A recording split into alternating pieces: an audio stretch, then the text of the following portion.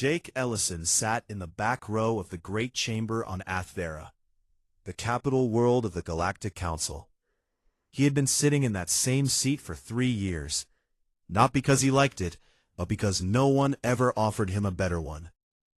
The chamber was enormous, shaped like a half-moon, filled with delegates from over 100 species. The air smelled like a dozen different atmospheres mixed together, filtered through machines that hummed so quietly you forgot they were there. Machines that human engineers had installed 60 years ago. A Thailand delegate named Vorat stood at the central podium. He was tall, gray-skinned with 4 eyes that never seemed to blink. He was talking about resource allocation for the outer systems, and somewhere in the middle of his speech he made a joke. He said the council should simply ask the humans to handle it, since they seemed to enjoy being the galaxy's janitors. The chamber laughed. Not all of them, but enough. Jake watched the laughter ripple across the room like a wave, and he felt something inside him go very still. Not angry, just still. Like the moment before you decide to put something down and never pick it up again. He left the chamber without saying a word.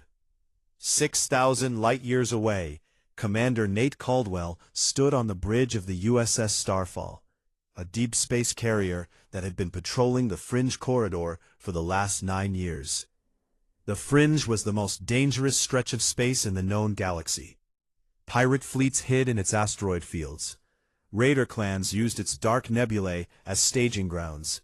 Dozens of alien trade convoys passed through it every week, and every single one of them depended on human patrols to keep them alive. None of those species had ever once offered to help with the patrols. None of them had ever sent a ship to share the burden. Nate received the orders at 0300 ship time. They came through on a channel so encrypted it took the Starfall systems 4 minutes to decode. The message was short. It had a code name, Silent Tide, and a set of instructions that were so clear and so final that Nate read them twice just to be sure. He was to begin a full withdrawal of all human military assets from the Fringe Corridor. No announcements, no warnings, no goodbyes. He was to pull his ships out quietly over the course of 6 weeks and leave nothing behind. He stood there for a long time, staring at the message. Then he called his executive officer to the bridge and began. On the Dravari homeworld, a planet of red dust and pale green skies, Megan Holt was elbow-deep in a gene sequencer when her recall orders arrived. She had been living on that planet for 11 years, running a disease prevention lab that she had built from nothing. The Dravari were a proud species, tall and sharp-featured, and they had never once treated her as an equal. They used her research. They relied on her treatments. But they called humans slow and simple behind her back, and sometimes to her face. She had learned to let it go. She told herself the work mattered more than the insults. Her superior back on Earth, a man named Greg Dunham, delivered the news over a secure channel. She was to archive all of her research, transfer nothing to the local scientists, and board a transport within 72 hours. Megan felt her stomach drop. She told him she was in the middle of synthesizing an enzyme inhibitor that was keeping a respiratory plague under control. If she left, the synthesis would stop. People would die. Greg was quiet for a moment. Then he said, "They never once said thank you, Megan. Not once in 11 years. But nothing came out, because she knew he was right. Across the galaxy, in hundreds of systems, on thousands of stations and planets, the same thing was happening. Human civilians packed their belongings and boarded transport ships. Human researchers closed their labs and wiped their databases. Human engineers powered down reactors they had built with their own hands, reactors that kept cities warm and hospitals running. Human doctors locked the doors of clinics they had funded out of their own budgets. They did it quietly. They did it without anger. They simply stopped, packed up, and left. No one noticed at first. That was the part that would haunt the galaxy later. No one noticed. On Athvera, Jake Ellison spent his last night in the human embassy. It was a small building on the edge of the diplomatic quarter, overshadowed by the towering embassies of the Thylon and the Melvari. He had always thought that was a fitting metaphor. He typed up humanity's formal withdrawal from the Galactic Council. It was 1 page long. He could have written more. He could have listed every insult, every slight, every time a human sacrifice was met with alien indifference. But he didn't. He kept it simple. 1 page, clean and clear and final. He walked to the council's administrative office after hours, when the hallways were empty and the lights were dim. He placed the document on a desk. He did not sign it with ceremony. He did not slam it down. He just set it there, the way you might leave a note for someone who probably won't read it anyway. Then he walked back to the embassy, picked up his bag, and boarded the last shuttle leaving Athvera. Ambassador Rillis of the Quori found the document the next morning. The Quori were a small species, gentle and thoughtful, and Rillis had always been one of the few aliens who treated humans with genuine respect. She picked up the single page and read it. Then she read it again. Her hands began to tremble, not because of what the document said, but because of what it didn't say. There was no anger in it, no accusation, no demand. It was just a notification, a simple, quiet goodbye. She walked to the window of the administrative office and looked out at the sky above Athvera. Somewhere out there, human ships were already turning away, already pointing toward Ohm. She pressed her hand against the glass and felt something cold settle in her chest, the kind of cold that comes not from temperature but from understanding. She understood, perhaps before anyone else in the galaxy, that something terrible had just begun. Not because the humans had declared war, not because they had made threats or demands, but because they had said nothing at all. Silence, Rillis thought, was the loudest sound she had ever heard. 3 months after the humans left, the first convoy was destroyed in the Fringe Corridor. It was a Quori merchant fleet, 12 ships carrying grain and medical supplies to a colony on the far side of the nebula. They had made the same trip 40 times before, without incident, because every single time, a human patrol had been watching over them from the shadows, scanning for threats, chasing off raiders before they could get close. The Quori merchants never saw the human ships. They never knew they were there. They simply assumed the corridor was safe, the way a child assumes the house is warm, without ever thinking about who pays for the heat. The raiders hit them just past the Dremac asteroid belt. 6 pirate vessels came out of the dust cloud, fast and hard. And the Quori ships had no weapons, no shields worth mentioning, and no one to call for help. The distress signal went out on all frequencies. It echoed through empty space for 4 hours before it finally died. By then, all 12 ships were gone. 930 people, farmers and doctors and children who had done nothing wrong except travel through a stretch of space that used to be safe. Ambassador Rillis received the news in her office on Athvera. She sat behind her desk and stared at the report for a very long time. She did not cry. She was past crying. She picked up her communicator and tried, for the 11th time, to reach Earth through back channels. Every frequency she tried was met with the same thing, not static, not interference, silence, clean, deliberate, absolute silence, as if the humans had not just left the galaxy, but had erased their side of it entirely. High Coordinator Cephas of the Melvari was the first council official to understand the true size of the problem. Cephas was a bureaucrat, the kind of person who lived inside spreadsheets and logistics reports. And when the trade numbers for the quarter came in, he felt his blood go cold. Shipping volume across the Fringe Corridor had dropped by 80%. Fuel depots that humans had built and maintained along major routes were running dry, because no one knew how to resupply them. Communication relays that connected entire sectors of the galaxy were going offline one by one, their power cells dying, their software corrupted, their maintenance schedules ignored by species that had never bothered to learn how they worked. He ran a full audit. It took 2 weeks, and the results nearly broke him. Humans had been subsidizing almost 40% of the Council's entire logistical infrastructure. They had done it without contracts, without recognition, without asking for a single credit in return. They had simply seen things that needed doing and done them, year after year, decade after decade, while the rest of the galaxy looked the other way. Cephas brought his findings to High Chancellor Vorath. He laid the data on the table and waited. Vorath looked at it the way someone looks at a stain on their shirt, with mild irritation and no real concern. He told Cephas to find replacements. Cephas told him there were none. No other species had the engineering knowledge, the logistical capacity, or the willingness to do what the humans had done. Vorath waved his hand and said the Council would adapt.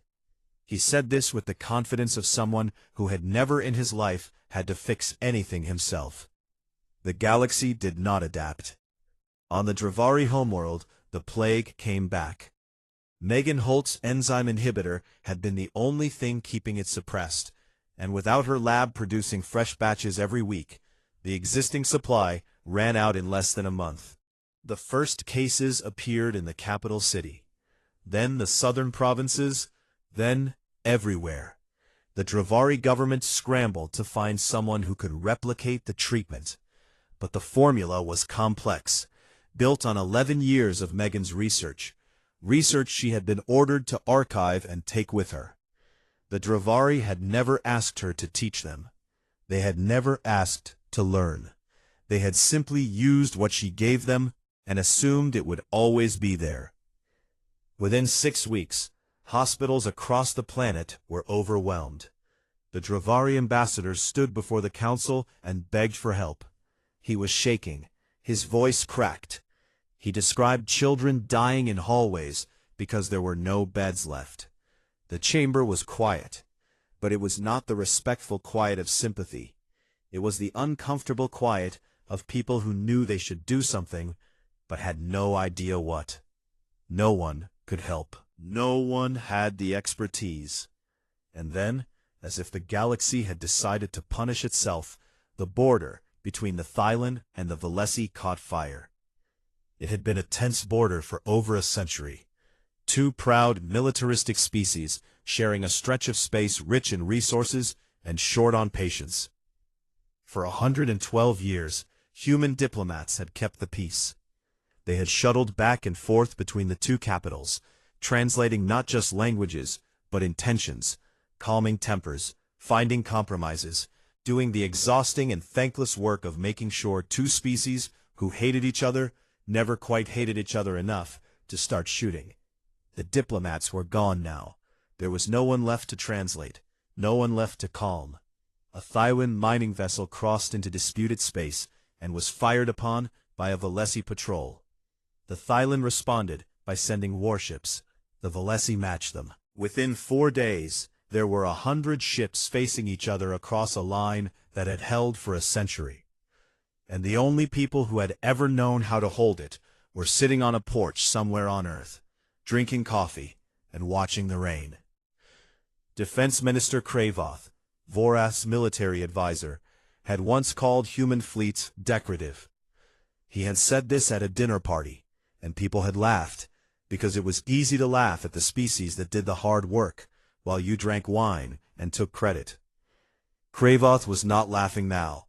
He was standing in the Council's war room, staring at a tactical display that showed the Thylon-Valesi border dissolving into chaos, and he had no idea what to do.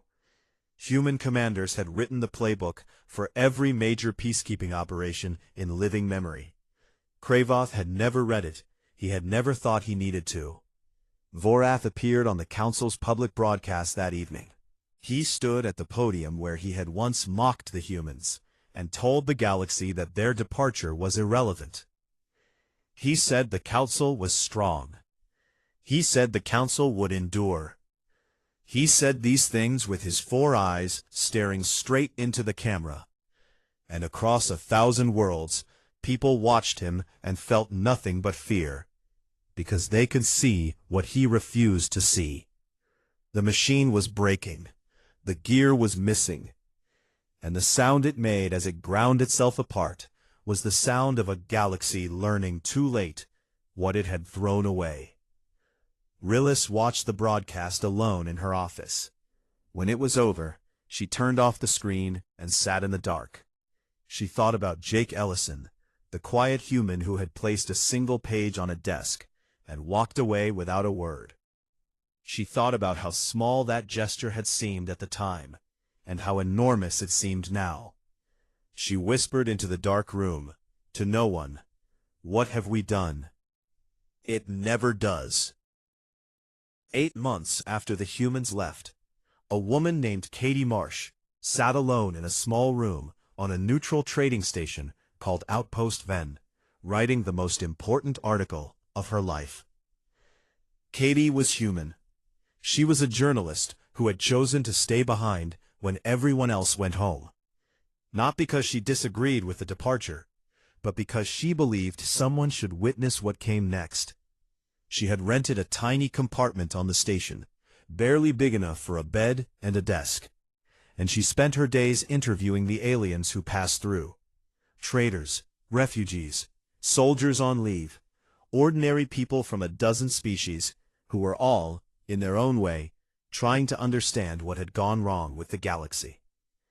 She had spoken to a Quori shopkeeper that morning, an old man with silver-blue skin and hands that shook when he talked. He had lived on a human space station for 20 years before the withdrawal. He sold fabric and thread, and his best customers had been human families.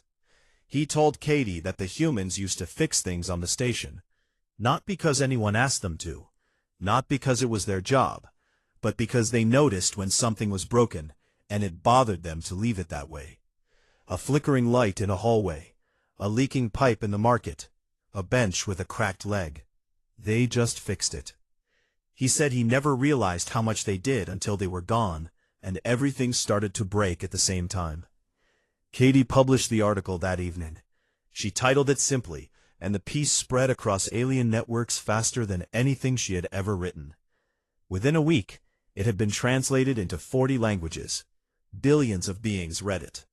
Many of them cried, not because the article was sad, but because it described something they recognized. They all had a version of that story. They all knew a human who had helped without being asked, and they had all taken it for granted. Back on Athvera, High Coordinator Cephas was buried in data, and every new number was worse than the last. His audit had expanded from logistics into infrastructure, and what he found terrified him.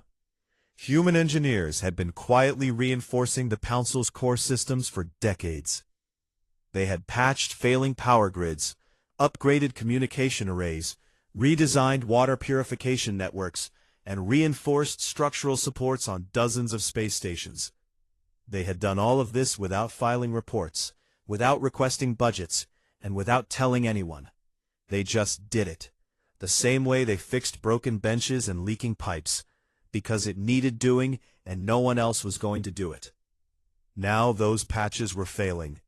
A power grid on a Melvari station overloaded and blacked out an entire residential sector for 3 days.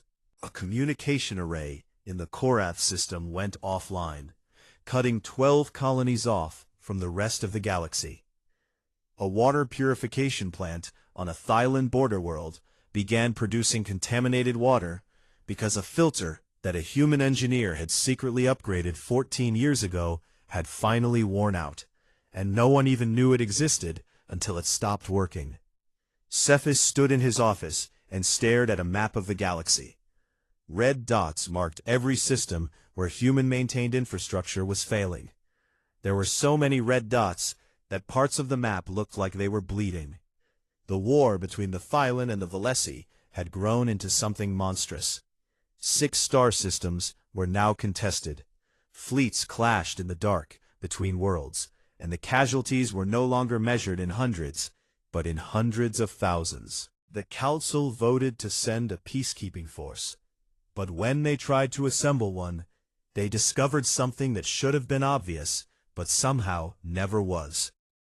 Every major peacekeeping operation in the last 200 years had been led by human commanders, crewed by human soldiers, and coordinated by human strategists.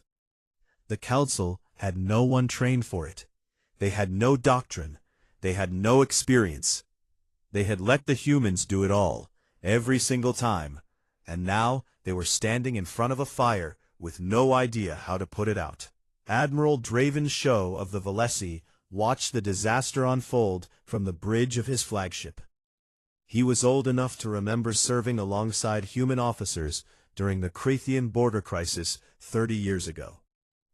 He remembered a human captain named Sam Reeves who had defused a standoff between 2 fleets by flying his single ship into the gap between them and broadcasting on an open channel. Sam had talked for 6 hours straight, calm and steady, until both sides agreed to stand down.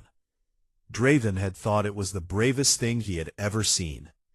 He had also thought, at the time, that it was a very human thing to do. No other species would risk themselves like that for someone else's war. Now Draven studied the human military archives that had been left behind. They were sitting in the Council's database, untranslated and unread, ignored for centuries. He found tactical manuals, peacekeeping protocols, conflict resolution frameworks, and detailed analyses of every major engagement in the last 400 years. It was a treasure of knowledge that could have saved thousands of lives, and no one had ever opened it. No one had cared enough to look. On the Dravari homeworld, the plague had become a full pandemic. 2 billion people were infected, hospitals had collapsed, entire cities were under quarantine. The Dravari ambassador appeared before the council again, but this time he did not beg. He simply collapsed at the podium, weeping, unable to speak. The chamber watched in silence. Someone helped him to a chair. No one knew what to say, because there was nothing to say. The cure existed. Megan Holt had created it. But Megan Holt was gone, and she had taken her work with her, not out of spite, but because those were her orders. And because in 11 years, not a single Dravari had ever asked to learn what she knew. Vorath faced a no-confidence vote that afternoon. He survived it, but only barely, and only because he stood at the podium and did the one thing that cowards have always done when the world falls apart around them. He blamed someone else. He said the humans had abandoned their responsibilities. He said they had betrayed the galaxy's trust. He called them selfish and ungrateful. Rillis, sitting in her seat, listened to every word. When he was done, she stood up and said, quietly but clearly enough for the entire chamber to hear, that what Vorath had just said was the most delusional statement in the history of the Galactic Council. Then she sat down. The chamber was silent. That night, Katie Marsh received an anonymous transmission from the direction of Earth space. It was not addressed to anyone. It was not encrypted. It was just a single line of text, drifting through space like a message in a bottle. It read, "We didn't leave because we hated them. We left because they made it clear we were nothing, and we believed them long enough to finally agree." Katie read it 7 times. Then she turned off her terminal, lay down on her small bed, and stared at the ceiling of her tiny room on a station that was slowly falling apart, in a galaxy that was doing the same. 14 months after the humans departed, the galactic economy broke. It did not break the way a bone breaks, clean and sudden. It broke the way a bridge breaks, slowly at first, a groan here, a crack there, small pieces falling away while everyone standing on it tells themselves it will hold. And then, all at once, it doesn't. Trade across the galaxy had dropped by 60%. The shipping lanes that humans had built and maintained were degrading faster than anyone could repair them. Navigation beacons went dark. Fuel stations ran dry. Insurance companies refused to cover convoys through the Fringe Corridor, because the Fringe Corridor had become a graveyard. 3 species faced famine, because the food shipments they depended on could no longer reach them safely. 2 species, the Korath and the Selen, faced extinction-level resource shortages because the supply chains that kept their homeworlds alive had been routed through human-maintained corridors that no longer existed.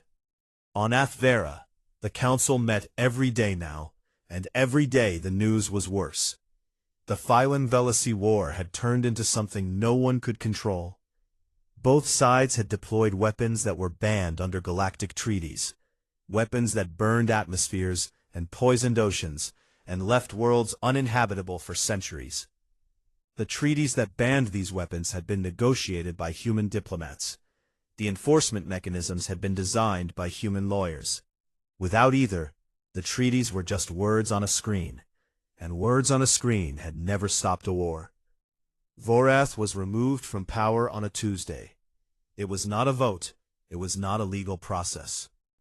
A coalition of delegates from 9 species walked into the council chamber during a session, surrounded Vorath at the podium, and told him he was finished.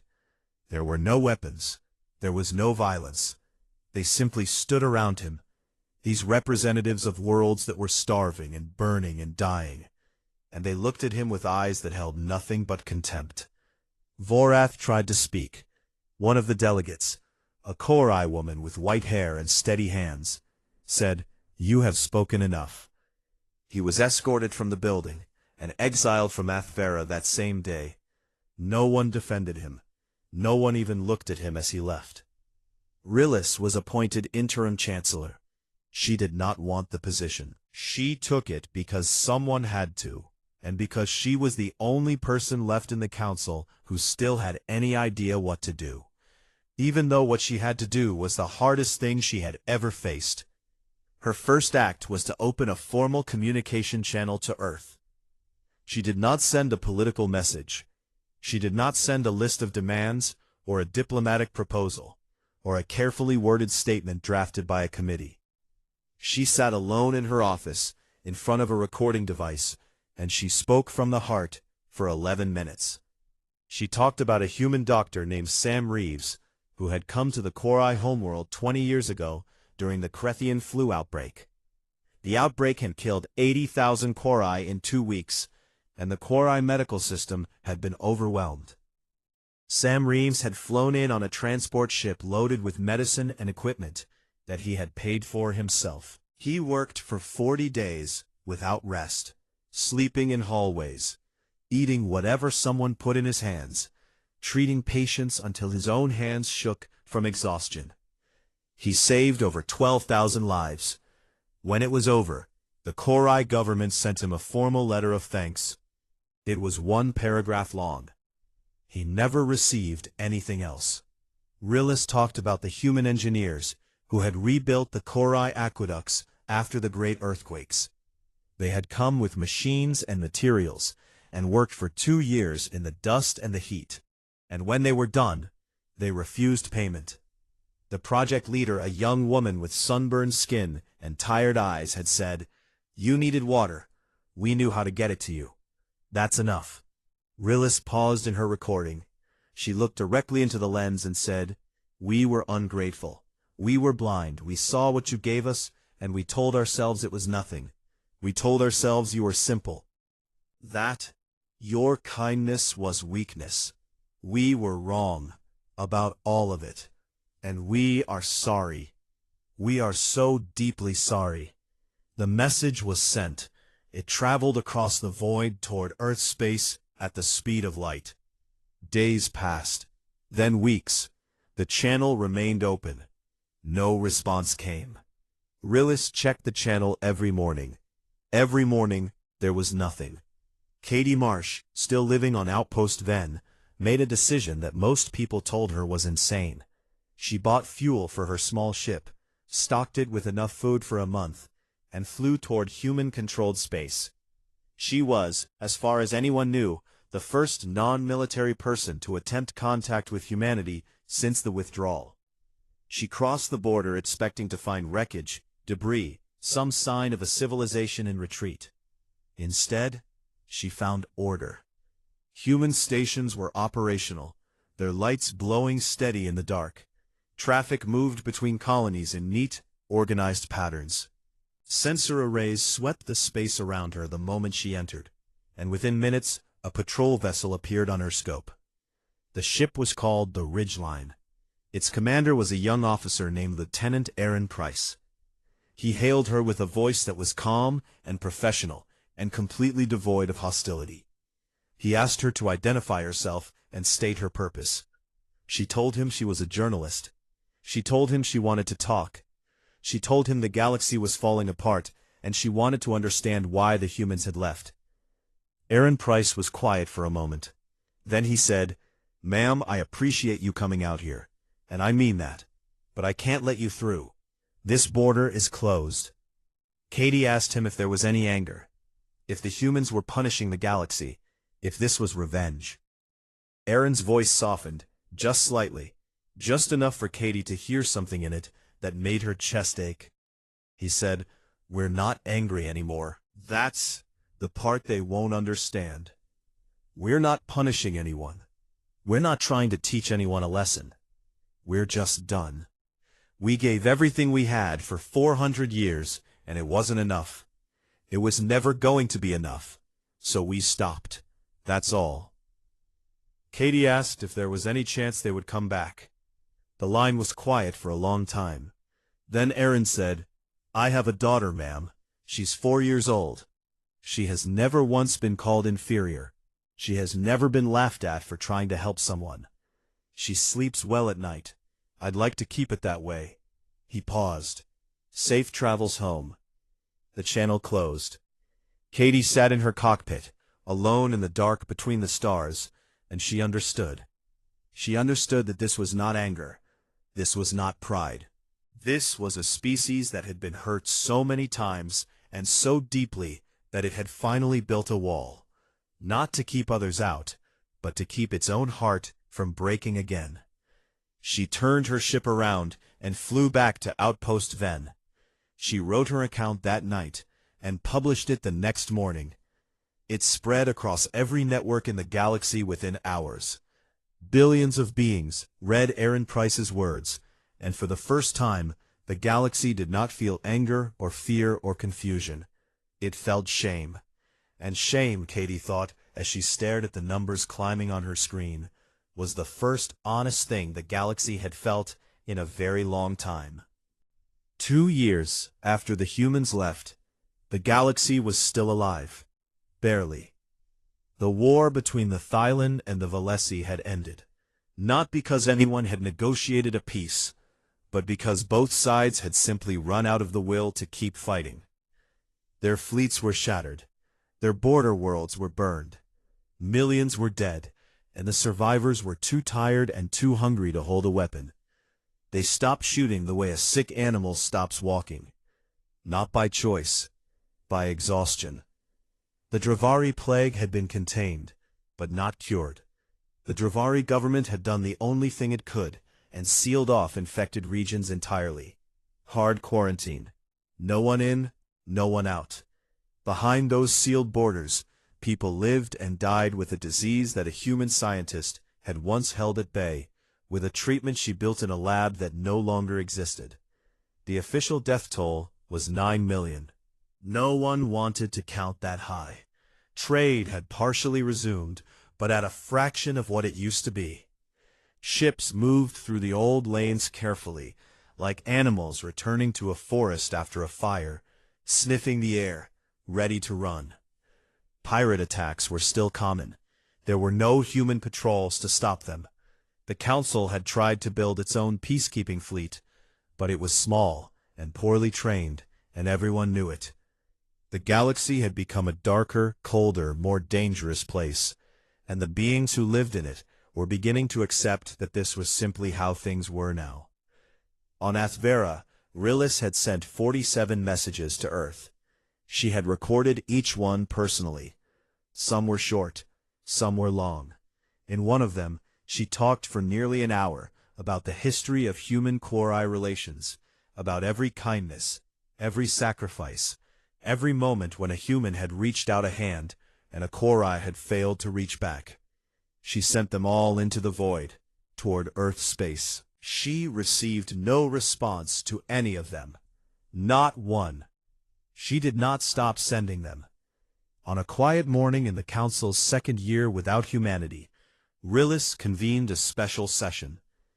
She did not call it a policy meeting or a strategic review. She called it a remembrance.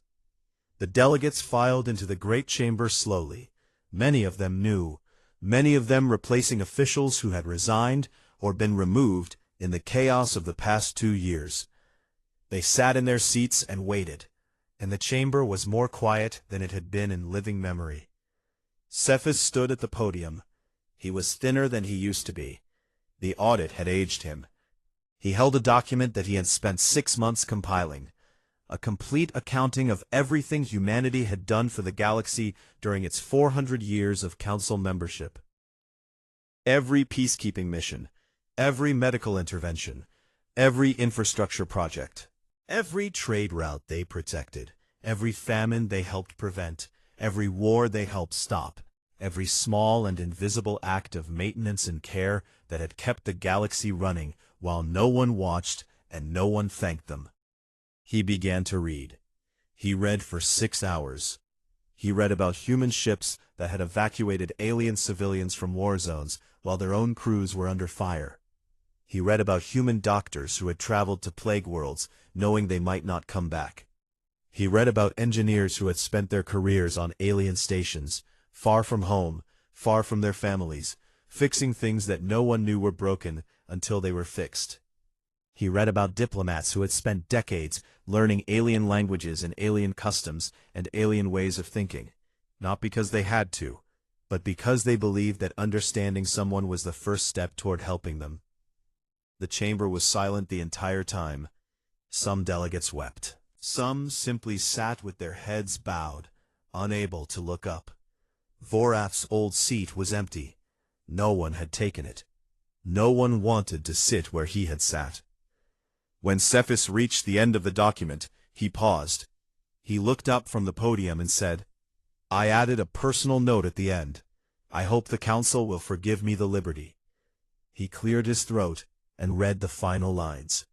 No species in the history of this Council gave more and asked for less, and no species was treated with more contempt for doing so. This is not their shame. It is ours. He stepped down from the podium. No one spoke for a very long time. Rillis proposed the construction of a memorial. Not a monument to humanity, she said, but a monument to the galaxy's failure. A reminder, carved in stone and metal, of what happens when you take kindness for weakness and generosity for obligation. The vote was unanimous. Every single delegate raised their hand. It was the first unanimous vote in the Council's history. In her small room on Outpost Ven, Katie Marsh sat at her desk with her headphones on, scanning frequencies the way she did every night. Most of what she picked up was routine traffic, cargo manifests, weather reports from farming worlds, the quiet chatter of a galaxy trying to put itself back together. But that night, her scanner caught something different. It was coming from deep inside human space, a transmission on an open, unencrypted civilian channel. It was not meant for alien ears. It was not meant for anyone, really. It was just life, leaking out through the cracks, the way life always does. She heard a child laughing, a little girl from the sound of it, giggling the way children do when they are being chased around a room.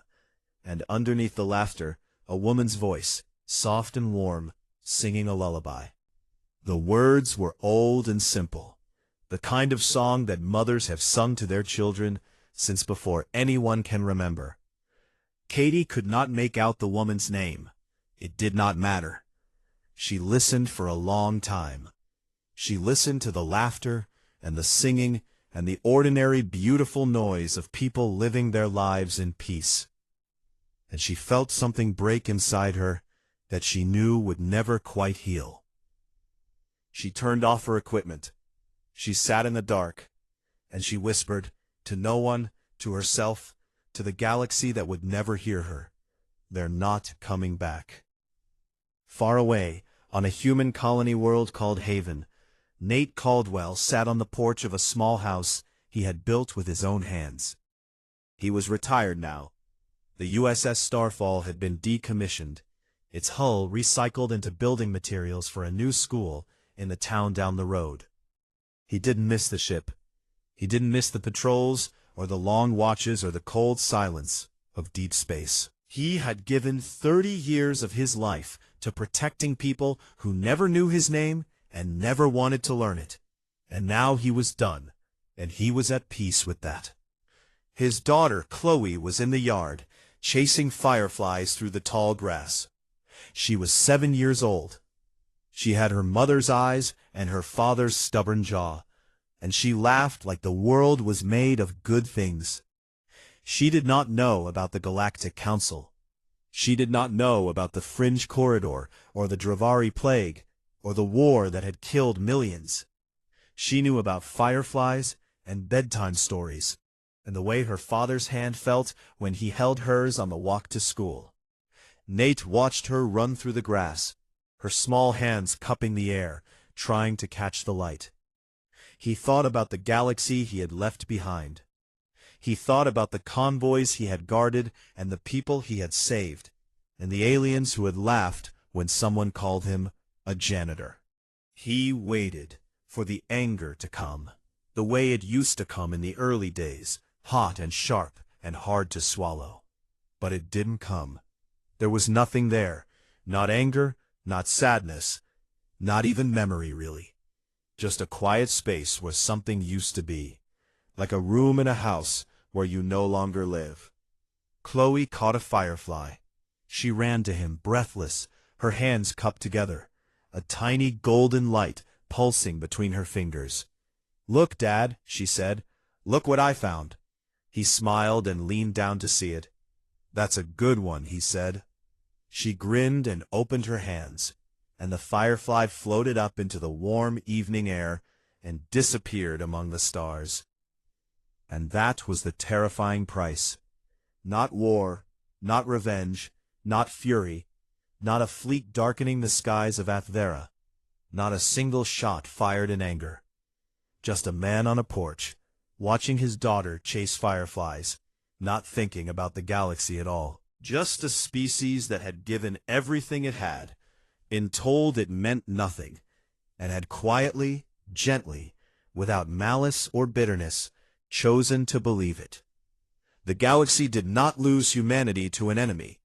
It did not lose humanity to a catastrophe or a betrayal or a war.